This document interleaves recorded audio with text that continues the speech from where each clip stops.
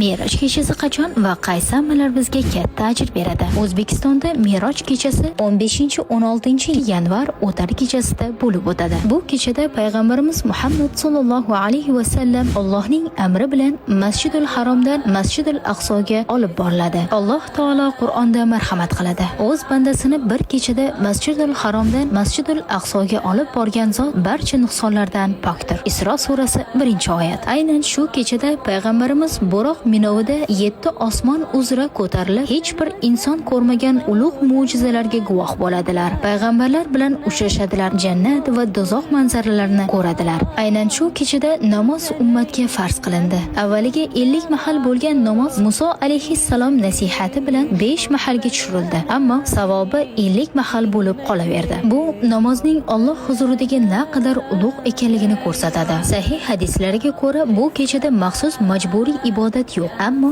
nafl namozlari, Qur'on tilovati, zikr, salovat va duo bilan band bo'lish katta ajr keltiradi. Video manfaatli bo'lgan bo'lsa, boshqalarga ham eslating va obuna bo'lishni unutmang.